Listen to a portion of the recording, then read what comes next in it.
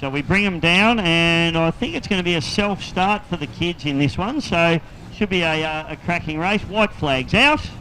Big thank you to all our flag wavers as well. They get sore shoulders by the end of the day. Oh, certainly, absolutely. But they're strong guys. They're real strong guys. Have a look. Let's take a look. Rightio. Well, these guys should be on their way. They are. The pedals go down. Michael, these boats don't have any trim. So they do. They have mechanical trim, which means that they have to be trimmed in terms of the engine being trimmed in and out and getting the boat up or down out of the water. It has to be manually set before they leave the pitch. Okay. So the crew chief needs to look at the water conditions and set the boat up to what they think it's going to be like. So very often in the first race we see boats that maybe aren't trimmed as good as they could be.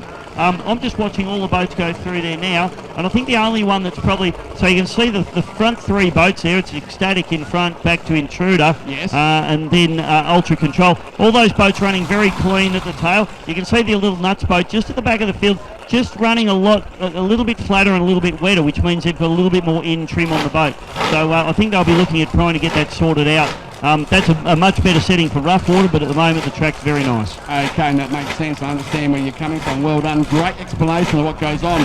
Folks, listen up carefully with Dave for the weekend, and you'll understand more of what goes on out there on the water, so to speak, from the small guys all the way up to the blow and alcohol displacement entries later on. But I can see what you're saying there, Dave. Harder for the boat to push through the water because it's much pretty deeper in the water. Yeah, it's more friction, so it's less friction, more speed in theory in any form of boat racing, and that's why tunnel boats track air, under the tunnel to get the boat lifted up on a cushion of air. It's a balance between that and blowing the boat over backwards, or not having enough boat in the water to actually have some control. As we see, Ecstatic just have a little bit of a hook coming down into the bottom turn. Yellow flag comes out, and the Ecstatic machine with Damon Bagley, he's out in front doing it very nicely. Back to Intruder into second place.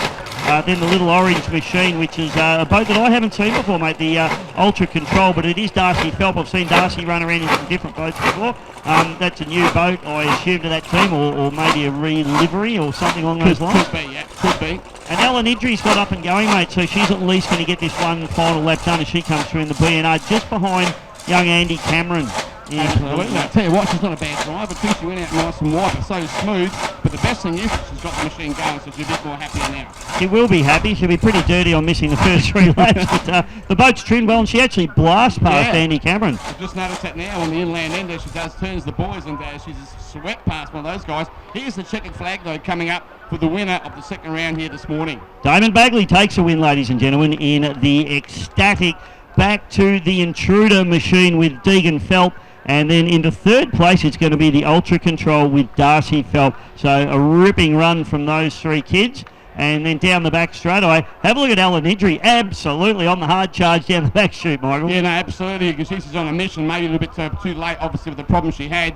But at a later race, I think she's going to be a very, very good contender here. She's got some go behind her. Yeah, definitely got some boat speed. There's no question about that. And Andy Cameron, he'll come good, but you can see how the engine's actually kicked in and tucked in. Yes. They just want to get a little bit more trim into that boat, so I'm sure they'll get that back into the pit, get a little bit of trim into it, get it sorted out, and that'll be quicker at next. So what we're saying, Dave, they're tuning the boat itself to the water. Absolutely right. Yeah, 100%. Okay. Obviously, in the bigger boats, mate, you can trim the boat from, trim buttons on the floor, or in the displacement boats, you've got a cavitation plate system, which is effectively the same principle, which can be used as you're driving the boat. As I said, these little boats and the 25 horsepower boats has to be set before you go out. It's another dimension. Exactly, and well done. Great explanation of how that all works there. So they can't change nothing. Once they're out in the water, the youngsters, that's it. That boat stays the same. Yeah, all right. They can move their body weight around if they want to trim in. I've seen that happen, absolutely. Kneeling right forward or coming back and getting the nose out there to get through the water. Less friction, as you said earlier on. Yep. Absolutely. Yeah, no, 100%, mate. So,